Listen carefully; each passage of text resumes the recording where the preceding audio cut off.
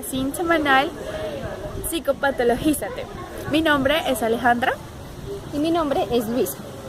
Cordial saludo para todos nuestros televidentes, le damos la bienvenida. La atención es la capacidad de un hombre para filtrar todas las percepciones en un objeto determinado.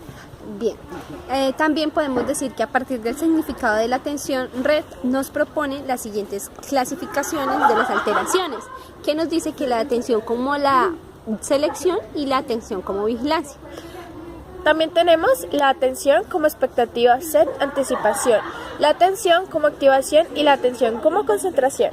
Bueno, ahora nos centraremos en el tema, en el primer tema, que es la atención como concentración. Las acciones atencionales son todas las que están relacionadas con la fijación de la atención sobre estímulos, objetos o situaciones. Perfecto. También tenemos que tener en cuenta que este problema está presente en una gran variedad de trastornos psiquiátricos. Exacto. Además de esto, nos encontramos con dos alteraciones relevantes que son la ausencia mental y la laguna temporal. Exacto. A continuación tendremos una gran invitada, una psicóloga especialista en psicopatología que nos explicará más a fondo lo que es la laguna temporal y la ausencia mental. Buenas tardes televidentes, mi nombre es Lina Fernanda Correa y gracias Luisa y Alejandra por invitarme a este maravilloso programa. Como ya lo nombraron ustedes, estoy aquí para aclarar un poco las dudas acerca de las alteraciones atencionales, en este caso es la atención como concentración. Como ya ustedes lo dijeron, tenemos dos experiencias, las cuales son la ausencia mental y la laguna temporal. Primero tenemos la ausencia mental, la cual son experiencias extravagantes y anormales, pero no son patológicas. Las personas que presentan esas alteraciones es porque están tan preocupados por sus propios pensamientos que dejan afuera gran cantidad de información externa, lo que le es habitualmente sensible, y por tanto no responden a la información respecto a los cambios de su rutina. Las acciones que realizan son mecánicos o habituales, por lo que se desentienden del resto de los estímulos ambientales, aunque al incrementar los estímulos ambientales se elimina la ausencia mental. Por otro lado tenemos la laguna mental, la laguna temporal, que es una experiencia que tampoco es patológica. Las personas que tienen estas experiencias la describen como un espacio en blanco, ya que las personas están realizando alguna actividad y no se acuerda de cómo lo hizo o cómo llegó hasta cierto lugar. Sin embargo, esta experiencia no se puede considerar un problema de inercia, ya que el sujeto no recuerda nada porque no hay nada que recordar. Es decir, mientras la persona realizaba la actividad no ocurrió ningún acontecimiento importante que se deba recordar. Esto se debe a la ausencia del recuerdo. Espero haberlos ayudado a aclarar un poco este tema. Nuestra definición de la psicóloga Lina, entonces, encontramos unos ejemplos que los mostraremos a continuación sobre la ausencia mental y la laguna temporal.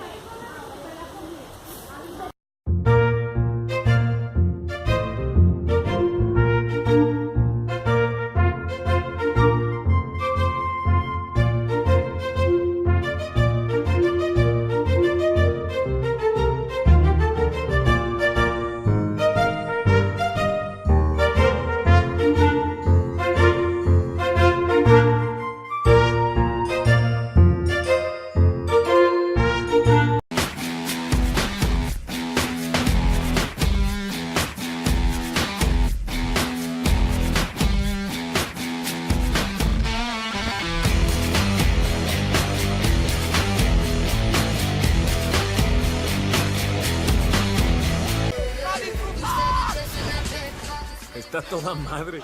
Por una noche que ninguno de los cuatro va a olvidar. A huevo.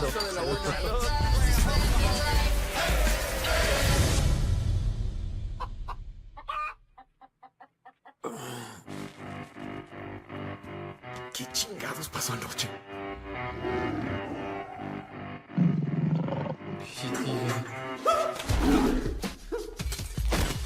¿Se me cayó un diente? No, ¿Este bebé qué pedo? Checa su cadenita, ¿no? Nadie ha visto a Doc, no está aquí. ¿Qué pedo? ¿Qué pinche cruda? ¿Esto qué? ¿Estuviste en un hospital anoche? Lo único que importa es encontrar a Doc. Aquí está su coche, oficiales. Sí. Creo que solo ustedes. Y había otro hombre. ¿Estaba bien? Sí, solo que hasta las chanclas, como todos ustedes. Nos pusimos reidiotas. ¿Tienes alguna cosa que contarnos sobre lo que pasó anoche? Felicidades, estás matrimoniado. El anillo, ¿te acuerdas? El anillo del holocausto. ¿A poco dieron anillos en el holocausto? Estos caballeros amablemente se han ofrecido a demostrar cómo se usa un paralizador para pasar a someter a un sospechoso. O sea que... ¡En la frente! ¡En la frente! ¿Seguro estás calificado para hacerte cargo del bebé? ¡No manches! Tenemos el siguiente tema, Aleja. El tema es la atención como selección. Es decir, se selecciona como estímulo, se selecciona como un estímulo y se excluye al resto. Exacto. Se entiende como la habilidad para separar los estímulos relevantes de los irrelevantes. Claro, Aleja. Este tipo de datos se obtuvieron a partir del modelo del filtro de Brownback. Cabe resaltar que sin esta capacidad la vida sería terriblemente caótica. A continuación vamos a hablar sobre la atención como activación. Exacto, Aleja. La atención como activación es la focalización de la atención y con el grado de la intensidad misma. Correcto. La psicopatología se interesa en los cambios de la atención como respuesta al estrés. Para hablarnos más sobre este grandioso tema tenemos a la psicóloga Lina, la cual nos va a explicar más acerca de esto. Como tú lo dijiste, Aleja, la atención como activación son los cambios de la atención como respuesta del estrés. Pero ¿cómo explicar esto? Según el modelo de Kahneman, la política de distribución es el dispositivo encargado de administrar los recursos disponibles de forma selectiva y ponderada entre las estructuras de procesamiento. Esta política depende en las disposiciones duraderas, las intenciones momentáneas, la evaluación de las demandas y la activación. En este último factor, es el que nos puede ayudar a explicar lo que ocurre en este tipo de anomalías atencionales. Cabe aclarar que la activación varía de unos individuos a otros, incluso varían del mismo individuo según la etapa de su vida, al igual que las situaciones en las que se encuentre. La activación tiene una relación compleja con la capacidad atencional con bajos niveles. Los recursos atencionales aumentan a medida que se incrementa la activación. Sin embargo, llegado a un cierto punto, la relación se invierte, ya que si se sigue incrementando la activación, se produce una disminución de los recursos atencionales disponibles. Un ejemplo de esto sería que en situaciones de gran estrés que implican peligro o emergencia grave, la capacidad atencional se reduce drásticamente con el correspondiente deterioro de la conducta que se vuelve poco adaptiva. Espero haberles ayudado, chicas. Sí, lo que nos dice nuestra compañera Lina es realmente impresionante. Sí, también adicional a esto, Aleja, pues vamos a hablar sobre como un ejemplo de este enunciado que hablamos anteriormente. Vamos a hablar si un individuo pasa por una calle solitaria y poco luminosa, y si alguien o algún otro individuo empieza como a caminar detrás de él, va a causar sentimientos de estrés y de angustia. Pues claro, va a poder pensar que le quiere hacer daño o que lo quiere robar. Estos estímulos que llegan a él pueden ser relevantes e irrelevantes. El estímulo relevante será el individuo que le está siguiendo y las acciones que él vaya a hacer. Si se cambia de cera, si lo persigue, si lo mira. Entonces esto también tiene que ver con los estímulos relevantes y con los estímulos irrelevantes, Aleja. Ok, gracias por tu aporte. A continuación vamos a hablar sobre la atención como vigilancia. Exacto.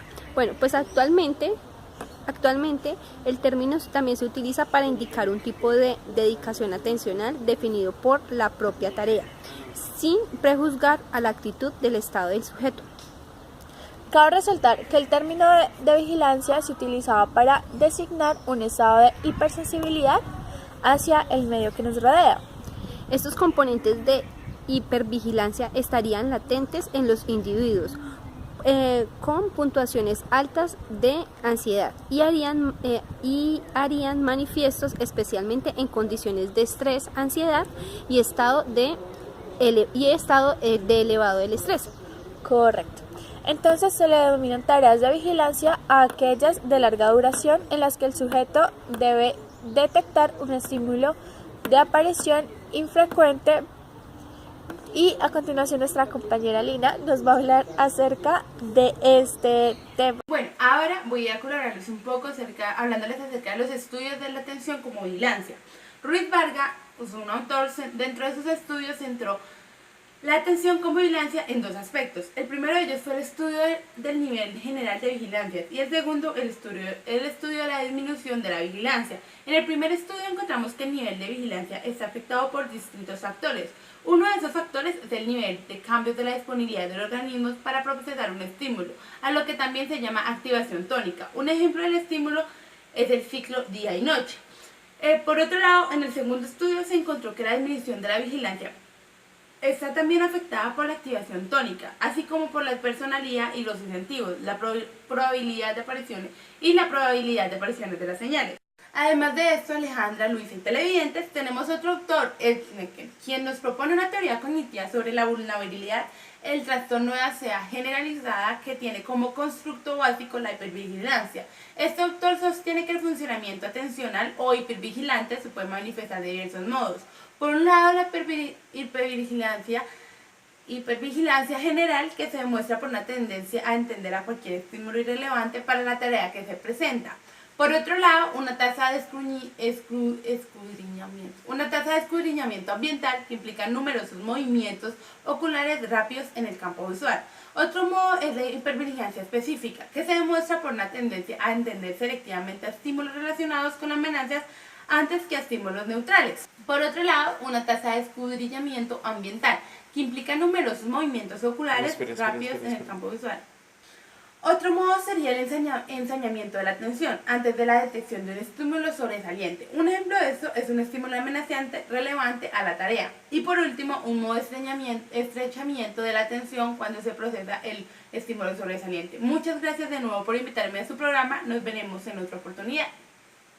Y para cerrar este tema tan importante y tan interesante que ha sido para ustedes nuestros televidentes y que ha sido bastante concurrido en nuestras redes sociales, pues hablaremos sobre el último tema, que es la atención como expectativa y sed de anticipación. Aleja. Bueno, entonces entendemos que es una característica del ser humano en donde se anticipa, se prepara y se adoptan sesgos. Claro, Aleja, pues según la teoría de Charcot, es propia una teoría bastante interesante, pues para la esquizofrenia, que tenía como concepto básico el SED, y la teoría denominada disposición fragmentada para la respuesta. ¿Verdad, Aleja? Correcto. Esta teoría intenta dar cuenta de los procesos cognitivos presentes en los sujetos esquizofrénicos. Para esto tenemos a la psiquiatra Viviana, que nos va a hablar acerca de las alteraciones atencionales en algunos trastornos, ya que esta teoría se enfoca hacia los esquizofrénicos. Vamos a ver a nuestra psiquiatra. Mi nombre es Viviana Sánchez. Hoy les vengo a hablar sobre las alteraciones atencionales en algunos trastornos mentales. Estas anomalías atencionales son manifestaciones tolerables en la enfermedad. Esta se manifestó entre los años 50 y 60. Me voy a referir exclusivamente en tres trastornos, como la esquizofrenia, la depresión y los trastornos de ansiedad. Para empezar con la esquizofrenia, es muy común en los pacientes perder la inclinación y la capacidad sobre su propia iniciativa para mantener fija su atención durante un tiempo determinado. En estos pacientes se encuentra que les entra demasiado rápido cosas y ellos no consiguen atraparlos con facilidad y se pierden, o sea, no logran entender nada. Otra de ellas es que atienden a todo al mismo tiempo y como resultado no entienden nada. Se ha realizado una investigación psicopatológica sobre la esquizofrenia. Para especificar una única alteración o patrón de alteraciones cognitivas de la cual poder derivar diversas anomalías que resultan en un diagnóstico de esquizofrenia. También podemos decir que hay una posible fuente de confusión, de prevenir, de conceptualizar los procesos atencionales normales y, como es lógico, sino también comprenderla bien como la condición normal, más difícil de entender. En cuanto a la depresión, estos pacientes presentan falta de concentración y distractibilidad. las disfunciones atencionales generales en la depresión han sido realmente limitadas. Se han destacado 3 tipos de experimentación que se ha realizado con estos sujetos utilizando la tarea de vigilancia, enmascaramiento y escucha psicótica. En los primeros se han encontrado patrones de ejecución y diferentes entre depresivos neuróticos y depresivos dicóticos. En los segundos muestran un nivel general de ejecución peor en este tipo de tareas, realizando menos detecciones correctas, y este deterioro se va haciendo progresivamente más marcado a medida del tiempo. Y en los últimos, los deprimidos neuróticos, estos presentan, también realizan mal la tarea, pero presentan una ejecución sensiblemente mejor. Y la mayoría de sus errores se engloban dentro de la categoría de falsos positivos. Por otro lado, se ha demostrado que los deprimidos, a diferencia de los sujetos normales, no mejoran su ejecución, cuando previamente se les advierte qué estímulos deben seleccionar. Por ejemplo, cuando se les presentan 2 listas de dígitos con una voz de hombre y otra de mujer, los normales realizan mejor la tarea. Sin embargo, los deprimidos no se han encontrado en este efecto, por lo cual se podría indicar algún tipo de déficit en el filtrado. Y por último, sería más o menos el siguiente, como la depresión. El sujeto experimenta una pérdida, por ejemplo, una ruptura de relación íntima, y se focaliza en la atención sobre el mismo, lo que origina el proceso autoevaluativo, que tiene consecuencias negativas también, ya que se puede comparar su pobre estado actual con un inalcanzable estado deseado, Y por último, les hablaré sobre el trastorno de ansiedad. Bueno, este se facilita en la detección de un peligro o amenaza, por lo que consideramos de los procesos atencionales y preatencionales. Estos deben ocupar un lugar central en la ansiedad. Esta se asocia con distorsiones sistemáticas en el procesamiento cognitivo de estímulos emocionalmente amenazantes. Estas distorsiones van en el sentido de una mayor demanda de recursos de procesamiento debido a la presencia de indicios de amenaza. Si una persona ansiosa tiene sesgos preatencionales que favorecen el procesamiento de los estímulos relacionándolos con la amenaza, esto podría aumentar la estabilidad y esta a su vez podría reducir la capacidad disponible de la memoria de trabajo. Nuestro programa Psicopatologízate. Recuerden que nuestro nombre es Luisa Nao Y yo soy Alejandra Colorado. y recuerda votar por el próximo tema en nuestra encuesta por nuestras redes sociales. Muchas gracias por haber visto este video y bye.